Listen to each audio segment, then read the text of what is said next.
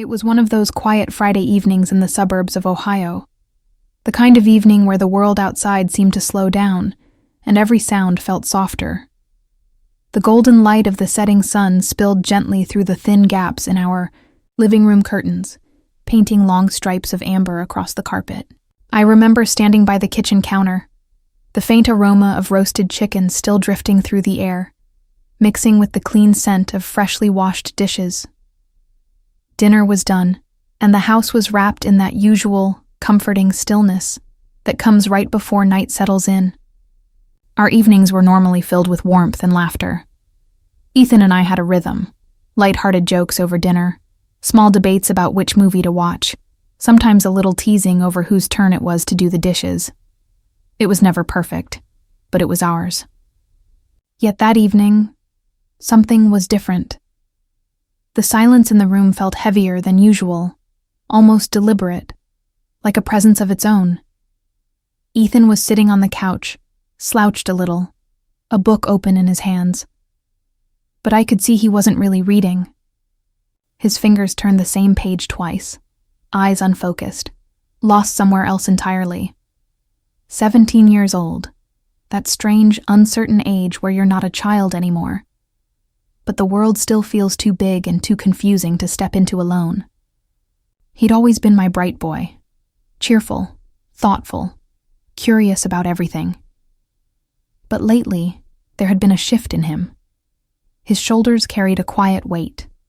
His smile, once effortless, came only occasionally now, and when it did, it never reached his eyes. A mother always knows when something is wrong, even when her child doesn't say a word. I walked over with a bowl of popcorn, trying to sound casual. "Hey, Ethan," I said softly. "How about a movie tonight? Something light. Maybe that comedy you liked so much." He didn't look up, just shook his head, eyes still on the same page. "Not really in the mood," he murmured. I sat down beside him, not too close, but close enough to let him know I was there. I didn't want to invade the little space he was protecting around himself. Sometimes, silence says more than words ever could. We sat there for a few long moments before I finally broke it. "You know," I said gently, "you can tell me anything, right?" He looked at me just for a second, a flicker of eye contact that felt fragile. His gaze was uncertain, guarded, almost like he wanted to speak but was afraid the words wouldn't come out right.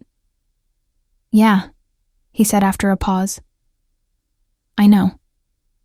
But I could tell he didn't really believe it. Motherhood doesn't come with instructions. You're never handed a manual that tells you what to say when your child's heart is heavy, or how to fix the things you can't see. You learn through instinct, by noticing the tiny signs, the fidgeting hands, the quiet sighs, the long pauses that stretch too far. And in that moment, I knew Ethan was struggling. I just didn't know with what. So I smiled softly and said, "That's okay. We don't have to talk. Let's just sit here together. No pressure. Just us." Time moved slowly for a while.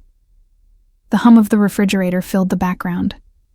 Outside, a car drove past, its headlights flashing briefly through the curtains. Then, finally, Ethan sighed, the kind of deep sigh that carries something heavy with it. He placed his book face down on the couch and stared at his hands. "Mom," he said quietly, "have you ever felt like, no matter how hard you try, you just don't fit in?" The question hit me straight in the heart. It was so simple, yet so full of pain. I took a slow breath. "Yes," I said softly. "More times than I can count." He looked up, surprised, maybe expecting me to dismiss it, or give some quick reassurance. But instead, I met his eyes and just stayed there with him in that vulnerable space. "At school," he continued, voice trembling slightly, "it's like everyone already has their place. The athletes, the popular kids, even the quiet ones who hang out with the chess club. Everyone belongs somewhere. And then there's me. I'm just there, not really part of anything. My chest ached. I knew that feeling, that painful sense of invisibility. Sometimes being unnoticed hurts more than being rejected. I leaned forward, my voice calm but steady. "You know, sweetheart," I said. "Fitting in and belonging aren't the same thing. Fitting in means you're trying to change who you are so others accept you. But belonging, that's different. Belonging means you're accepted because of who you are." He blinked, processing that, his brow furrowing slightly. "But what if I never find those people?" he asked. I reached for his hand, giving it a gentle squeeze. "You will," I told him with certainty. "It might take time, but you will. And until then, you've got me. Always." His eyes softened then. For the first time that evening, I saw a small crack in the wall he'd built around himself. His lips curled into a faint, hesitant smile. It wasn't big, but it was real. From there, the conversation unfolded slowly, like the first drops of rain before a storm finally breaks. Ethan started talking, hesitantly at first, then more freely. He told me about how he felt overlooked in class, how sometimes his ideas in group projects were ignored like he wasn't even there.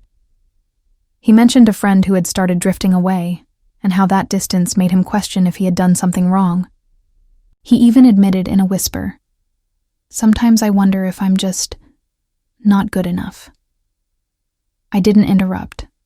I didn't tell him not to feel that way. I just listened. Because sometimes the most powerful thing a mother can do is not fix the problem, but simply make space for her child to be heard, to let them know their feelings aren't too much, that their pain is seen. When he finally stopped talking, I stood up quietly and went into the kitchen. The sound of clinking mugs and boiling milk filled the air. A few minutes later, I came back with 2 steaming cups of hot chocolate, just like I used to make when he was little. The smell of cocoa filled the room, warm and nostalgic. We sat at the table, hands wrapped around the mugs, the rising steam curling between us. There was something healing in that moment, something peaceful. The laughter slowly returned, tentative at first, then freer. That night wasn't marked by anything extraordinary. There were no grand gestures, no dramatic tears, just a quiet, honest conversation between a mother and her son. But for both of us, it became a turning point. As the night deepened and the house fell silent, I tucked Ethan into bed, a habit I thought had long faded away. He smiled up at me, his eyes softer than they'd been in weeks. "Thanks for listening, Mom," he said, voice barely above a whisper. "I won't forget this night." I brushed a strand of hair from his forehead and smiled. "Neither will I whispered back, and I meant it, because that one simple evening, with its soft silences, small smiles, and shared words, changed something in both of us. It reminded me that love isn't always loud. Sometimes love is quiet. It's sitting beside someone who feels alone. It's listening without judgment. It's letting them know they're enough, exactly as they are. In the days that followed, I noticed small but beautiful changes in Ethan. He began journaling, filling page after page with his thoughts. He joined a school club he had once been too shy to try. Slowly, he started to open up again, building connections, laughing more, standing taller. Every now and then, he'd mention that night, not in big ways, just small reminders, a smile, a quick remember when, a quiet thank you before heading out the door. And every time he did, I felt that same warmth spread through me. The warmth of knowing that something as simple as being there, truly being there, had made a difference. That night taught me something I'll never forget. Sometimes the most powerful way to love someone isn't through advice or solutions. It's through presence, through sitting in the silence, through listening, through letting your child know they are never truly alone.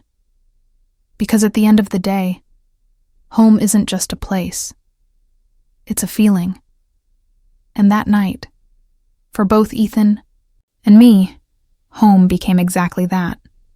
The one place where we could finally breathe, speak, and belong.